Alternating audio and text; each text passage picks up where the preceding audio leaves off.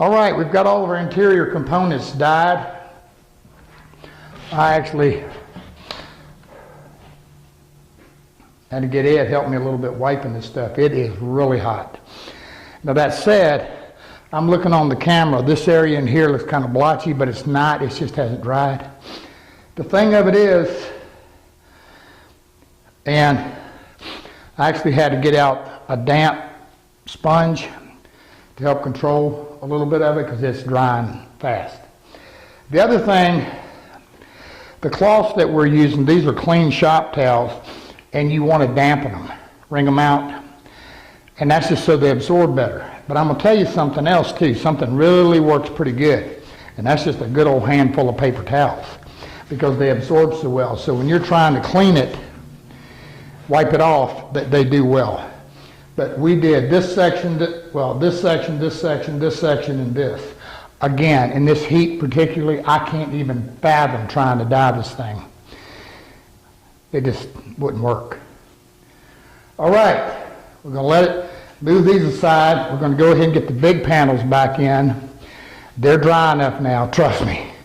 And, well, I'll double check them, but it's been about an hour or so. They should be dry. What do you think, Ed? Ed says, yep, they're dry. So we'll get cleaned up here a little bit. We're going to get them in, and we're going to start rolling some finish. All right, it's finish time. I'm doing something a little different. Now, again, I would have absolutely no issue whatsoever using a water base on this, but I'm going to. For years, I used Sherwin-Williams, forever, long time. Then I went to Gemini. That just simply had to do with locality and convenience. But not far up the road, they got a Sherwin-Williams. So what I've got here, this is a Sherwin-Williams pre-cat lacquer. Now, it's kind of a pre-cat. They catalyze it for you, and it's got about a 4-month shelf life. So while it's not the conversion varnish, it does quite well. It's a high build, it's high solids. So we should be able to get a finish pretty quick and easy. I tested it on some unfilled mahogany, and this wasn't even sandy. You can still see the planer marks. But it filled the grain, and I've had it sitting back here for a good bit to check shrink back on it. Not a lot. That's because of that high solids in it. So we're going to give it a shot and see how it goes.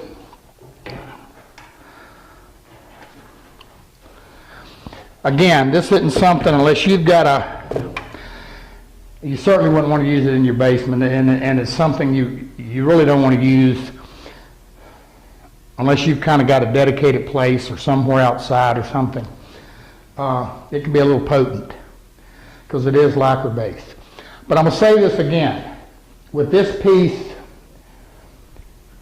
this would also be a perfect candidate right now to put some Armor Seal, some Minwax poly oil, whatever, a good varnish oil on here, let it dry, and assemble the case, then do the outside.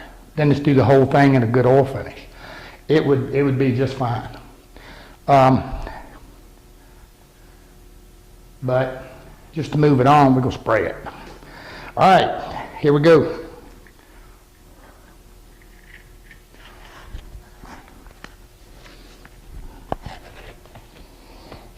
Now, I ain't about to shoot this without a mask.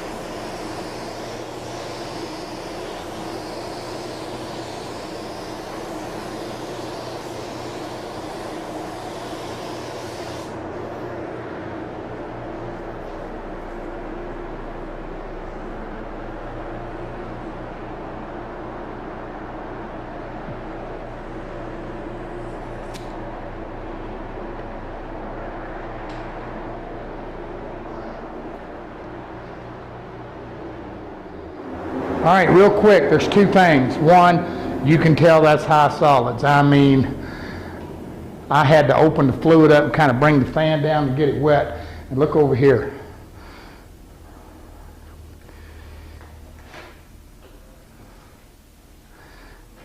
It's a mite warm in here. I think the next coats I'm gonna thin a little bit, slow the dry down, and it's heavy. It's heavy solids. All right, we'll be back. We let it dry about 30 minutes. Again, it's hot.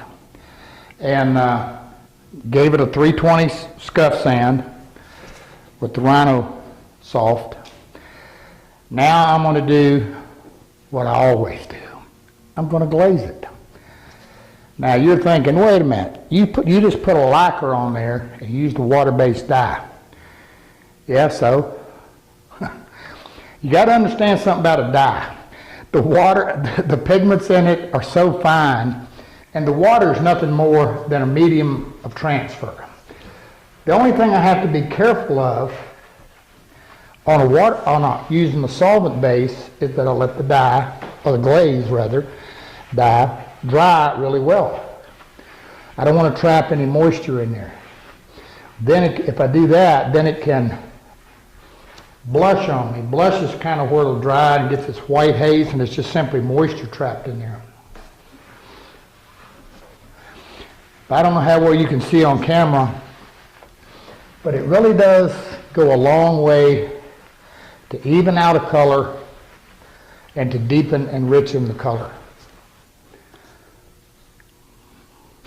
All right, they're all done. I'm gonna let them dry good in this heat. That's probably going to be 20, 30 minutes just because it's so hot. And then I'm going to put another coat of finish on them. So we'll be back.